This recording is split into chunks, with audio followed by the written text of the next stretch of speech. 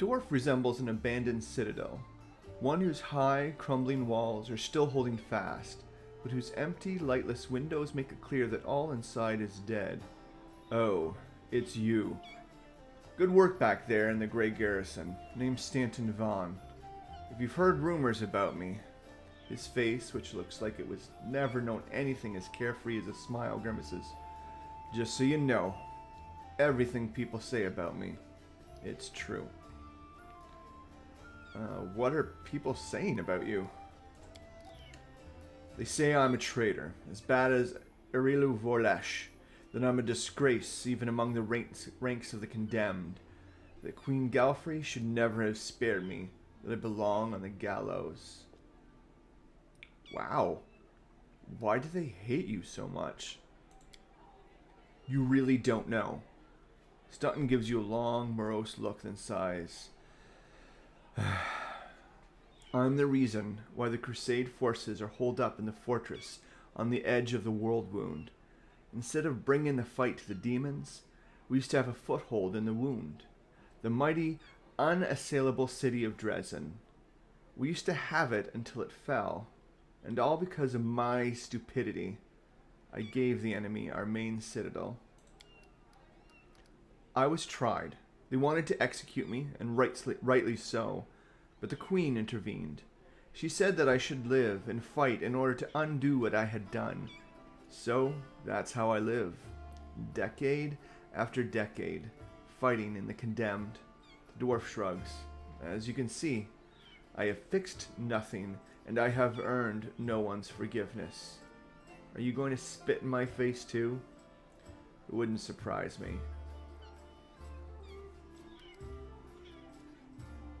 You keep living and fighting with no hope of anything better, because that's what the Queen ordered you to do?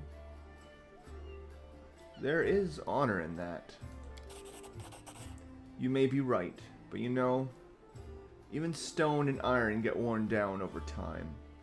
I know what it means to live a regimented life, but I cannot rely on my discipline alone forever. I pray to Torag, though he does not listen, that my body breaks before my conscience does.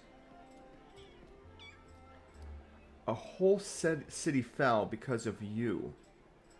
How is that even possible? What do you mean, how? The knight glares at you from beneath his furrowed brows. If you don't trust the word of a condemned, go ask somebody else, like my little brother Joran. And if you still don't believe it, what's it to me? But if you're about to ask me to recount the story of my disgrace for the 1000th time, just don't. I'm sorry, I obviously touched on a sour spot. Are you telling me you really don't have any friends? I couldn't have survived this long if I was completely alone. Joran, my little brother, keeps me going. He's never abandoned me. Everyone else shies away from me like they might catch what I've got. Even fighters in the condemned console themselves by thinking, I got stripped of my rank, but at least I'm not Staunton. Commander Terabed seems to be the only person in the whole army who remembers that I'm a soldier and not a drudge. She has no qualms about taking me into battle. She had some mud flung at her in the past, so I hear. That's why she tries to keep an open mind about people. It's no surprise that she's the only one to hold on to her sense of reason in this farce. You've had so many years in the condemned. Surely you must have paid penance by now. That's not up for me to decide. My life is in the Queen's hand. He falls silent for a moment, and then in a trembling voice he adds, the condemned isn't the worst part. All these years, I have prayed to Torag for forgiveness. Countless times I've gone to his priest. Countless times I've kneeled before his altar. If only the father of dwarvenkind would answer my prayer just once. Not to restore what I've lost, but just to tell me that I am still one of his children. But it seems he doesn't give a damn about me. What can I expect from mere mortals when my own God doesn't think I deserve redemption? How about you just forget about Torag? You're just rubbing salt in the wound. The gods don't care about us. They don't deserve our prayers, let alone our suffering. I can't. An atheist can't understand how it feels when your God renounces you. Just as one who's never loved can never understand how it feels when your beloved betrays you. Okay, fair enough. I'm not looking to deconvert you here. I do need to talk to you about the Alpha that helps himself, calls himself the Storyteller. You don't happen to know where I can find him, do you? The Storyteller. Staunton strokes his beard in thought. It's funny.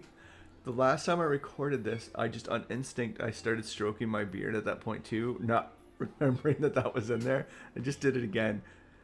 There's something about, requires beard stroking. A strange old fellow, that one.